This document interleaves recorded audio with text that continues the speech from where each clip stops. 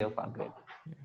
So as you were explaining me the timeline of all the energy which started from 1947 and till now, so how coal became the mainstream. So coal had to become the mainstream because there had to be something like industrial explosion, industrial coming as after 1947, they because of the industrial growth in India. And then in your book you mentioned there were like two school of thoughts which were clashing. One side was the self-sufficient village which was given by Gandhiji, and the other one was from the other people like B.R. Ambedkar and Patel. So all of them, they're like industry, because they wanted industrialization should be the main thing for a country to grow and develop. So can you tell me about that thing? Yeah, so I mean that just goes down to India's economic history. I think it's a classic case of uh, a country that is wounded from its past and it's unable to decide what to do in the future. So when independence happened at that time, India was a very poor country. Everyone says, "Oh, why didn't we develop in those years?" It was very hard to. I mean, just try to think of it this way: the government had no money at that time. We still had a huge population, in the hundreds of millions, and literacy rate was so low. India had, women literacy in India was only 9%. You can imagine 9% is so low. So at that time there were no trained people, there were no educated people, the government didn't have money. So where does India go next? At that time there was a school of thought, like you said. This included some economists, it also included political leaders like Ambedkar, Patel, and so on, who wanted to have foreign investment, who wanted industries, who wanted to open up and have that kind of economic growth. But there were other schools of thought, for obvious reasons they were very skeptical of foreign powers, because you cannot blame them, because 250 years before that they've had the British, who also came as East India Company, and then they never left, Yeah. right? So they ended up becoming the British Empire. So you cannot blame the leaders at that time of why were they skeptical. Of course they were skeptical. Today when we think of international companies, we think of Microsoft and Google. But back then, the companies that they could think of were East India Company, because that was the Microsoft at that time, for all practical purposes.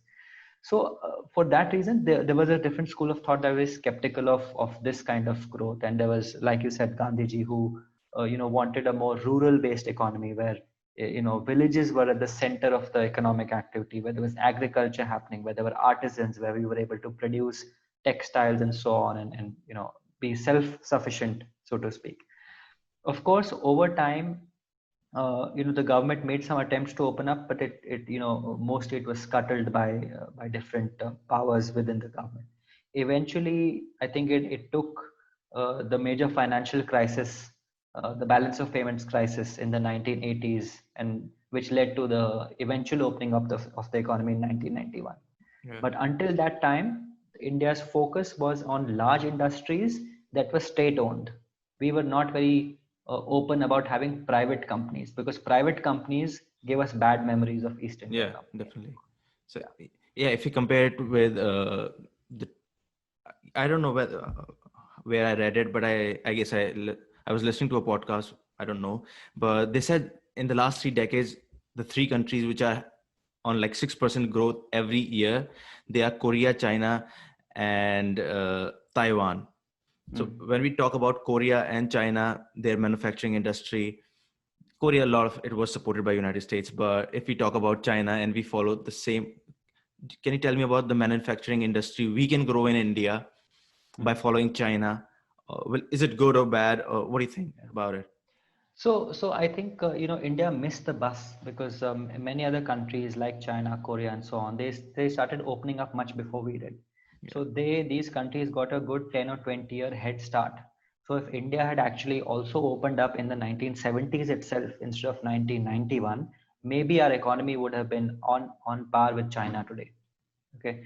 Uh, so we missed out on the bus for sure. I think it was an unfortunate time of India's history in those 10 or 20 years, where we remained insulated and our problems kept compounding internally. But having said that, today, can what can we learn from countries like Korea and China and so on? This is, I think, every country has its own independent and unique conditions that make every country unique. there are a few things to learn from those countries, in both good and bad. So I'll talk about what issues China is facing today. The good thing that China did was that it, because of its, it became the manufacturing center for the world. And it was able to manufacture everything. Today, you can look at like made in China products are everywhere. Be it they manufacture both planes and highly complex computers and phones, but also extremely cheap devices which don't even last a day or two. There have been recent cases where people have been getting oximeters, and these oximeters are not working, because fake goods from China are flooding the market. So these are the kind of issues that China has had to face. But all of this led to lots of employment and a lot of economic growth. But the issue is that China has ended up expanding its capacity so much that the world cannot uh, does not have the capacity to absorb the imported goods of two Chinas. So the question is, can India become another China? Sure, yes. India can put up that manufacturing. India can put up those steel plants and manufacturing phones and cars and so on. But who's going to consume it?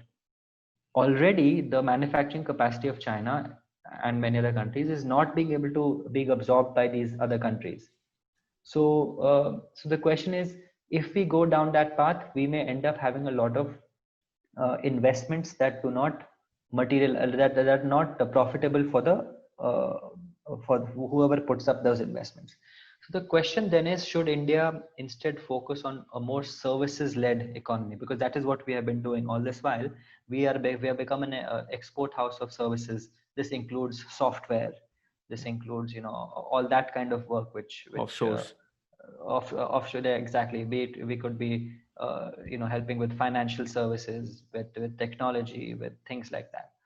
But yes, at the same time, I think India should at least be able to manufacture it for its own needs. I'm Yeah. not saying we should become insular and we should avoid imports and all of that. I'm not saying that, because I think I'm not a big believer of this concept of Atmanirbhar Bharat, in the sense that uh, we should have enough capacity to produce for India, but we should not become insulated from the rest of the world. Yeah. But at the same time, the global reality is that we may not be able to manufacture so much that the whole world can consume us. It can only happen if many other industries move out of China and then they come to India. In that case, at least the demand remains stable. Yeah, I understand what yeah.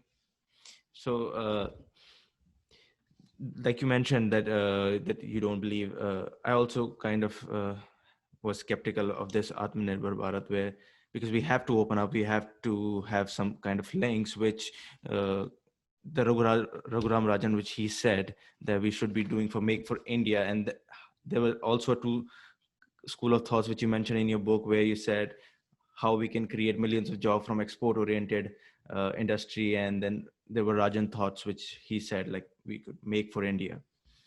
And so in your book you mentioned about like PAT and their incentive structure, how we can actually, how is it working? First, can you tell me or tell to Yeah, the viewers? absolutely. So this is the PAT scheme. The PAT stands for Perform, Achieve, Trade. Yeah.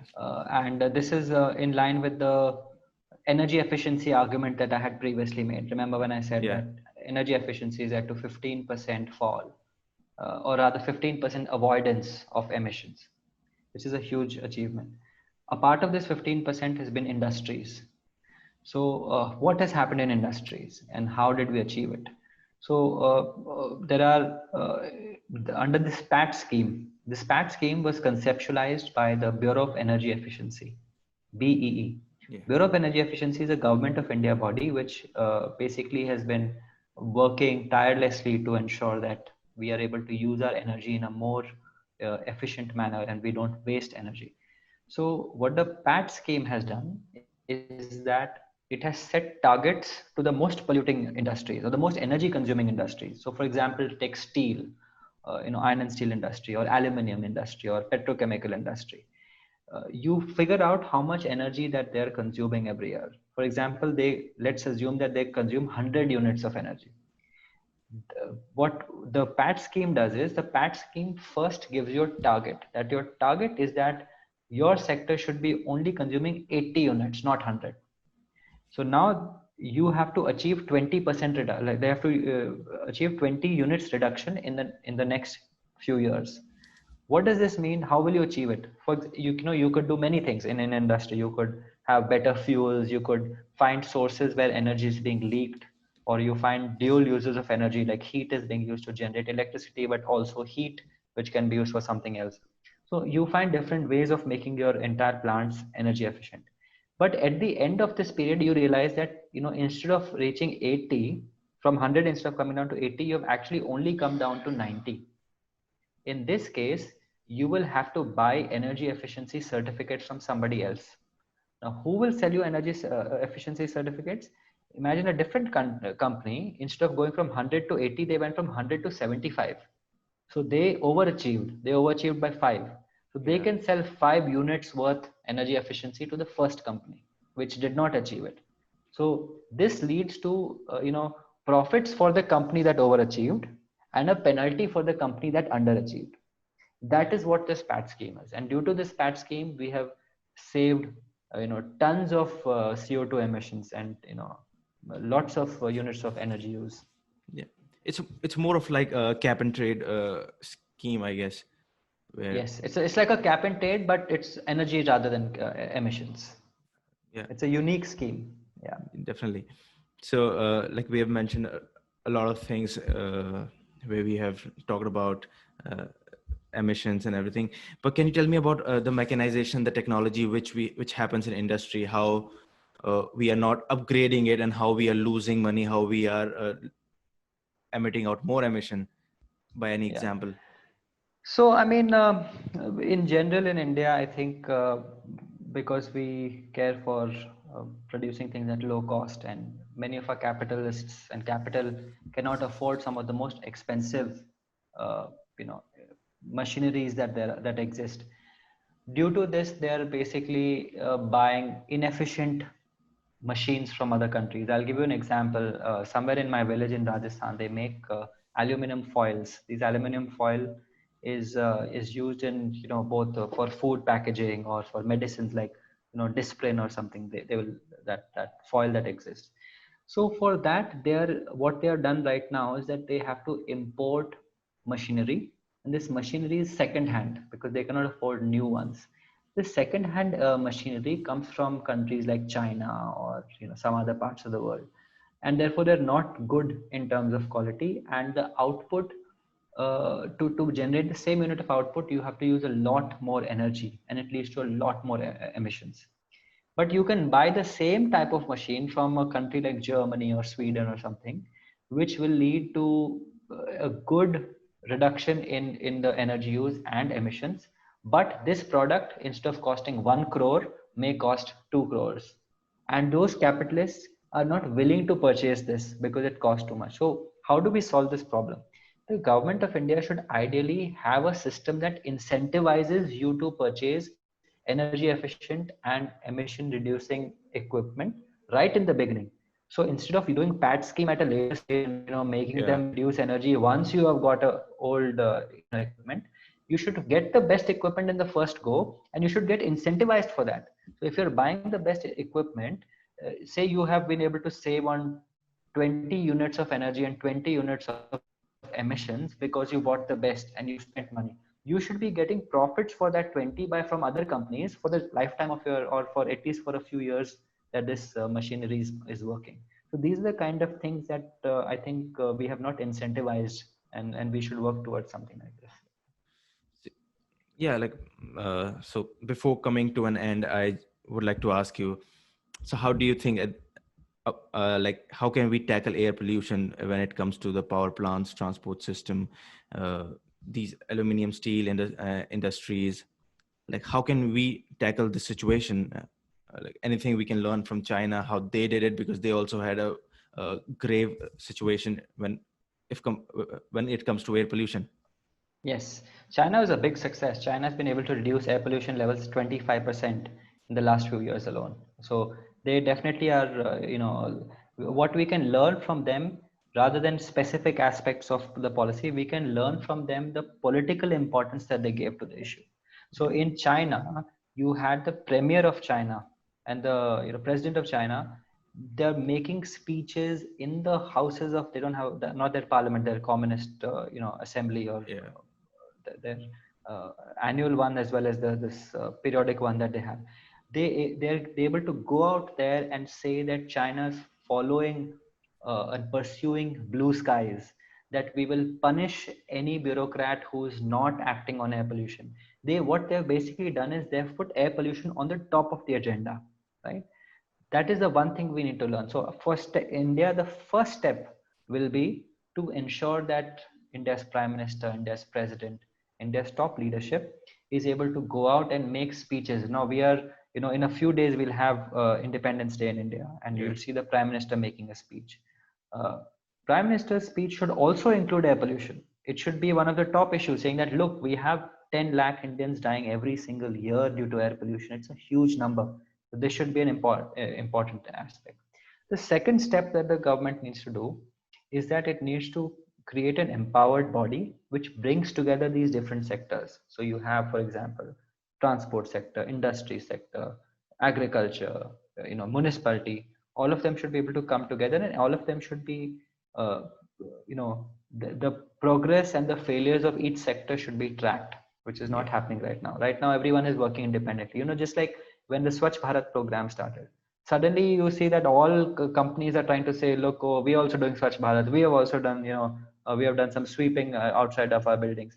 So every institution became wanted to impress Yeah.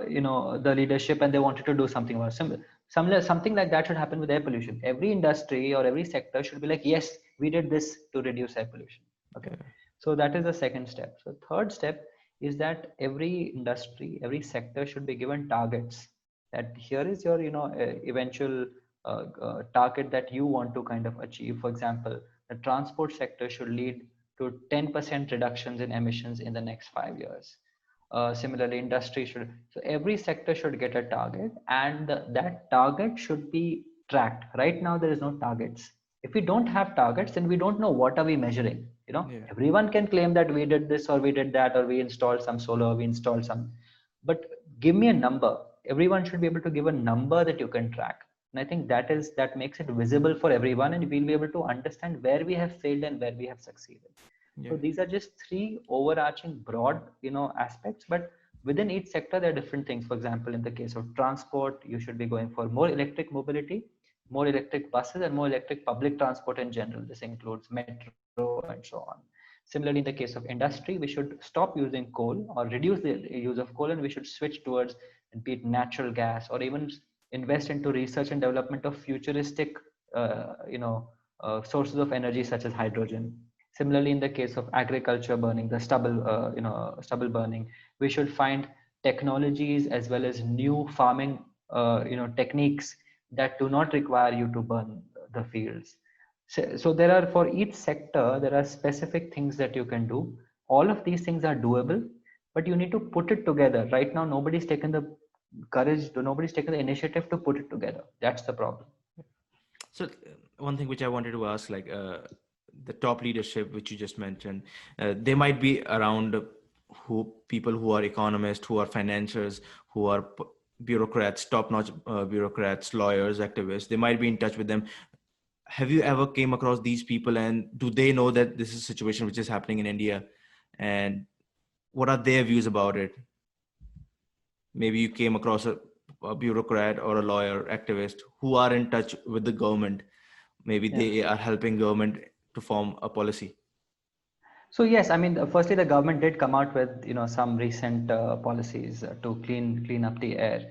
The issue is that some of these policies, they don't do enough. They do a good first step, but like I said, to address an issue that is so large, you need a stronger policy, and you need stronger leadership that is able to execute those policies.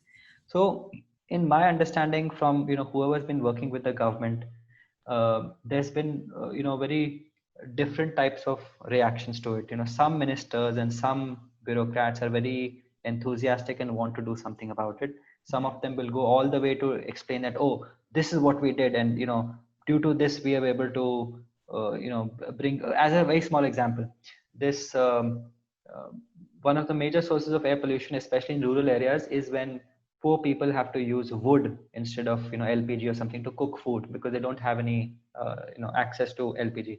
So you will find, for example, India's petroleum minister. He's always enthusiastic about how many new connections of LPG they can Yeah. get, and he will always say, "Oh, because of this, our women are bathing cleaner air," or he's very excited about it. But on the other hand, there are other ministers or other bureaucrats who they will never appear, they will never talk about the issue. If you ask them, they will deflect it, saying that it's not a problem, don't worry about it. There was one Yeah. bureaucrat who was asked about this issue, and they said, "No, it's this is not like a Bhopal gas tragedy. You don't have to worry about it. You go back home and live your life." That's not how you deal with it. If your head is under the sand, how can you address the problem? Yeah. So I think that is why I said you need the leadership to talk about it. If the prime minister on this, 15th of August is able to make air pollution one of the biggest issues, automatically every political leader will fall in line and say the right thing. Until that happens, everyone will have different voices. Yeah. Completely agree. Thank you for coming up on the podcast, and I really appreciate that you agreed to come on the podcast. Well, in future, if maybe like in your field, if I go and make up, if I have anything to make, I will definitely try to reach you out. And I just wanted to ask, like, are you in process of writing another book? Anything? Yeah. Firstly, Digambar, thank you so much for having me. I think it was great, and we had a pretty wide-ranging conversation. I'm happy to have a conversation again about any of these issues. To answer your second question, yes, I actually I'm working on a project. It's not a personal book. I'm working, from my organization. It's called the India Energy Outlook. So we are looking at how India's energy situation will evolve for the next 20 or 30 years, and that is our main focus project at the moment. So very best of luck for that, and thank Thank you. you. Have a great day. And I'll try to reach you out as soon as I have something in mind. And thank you for agreeing. Thanks a lot. Sure. Thank you and take care. Have a good day. You take care too.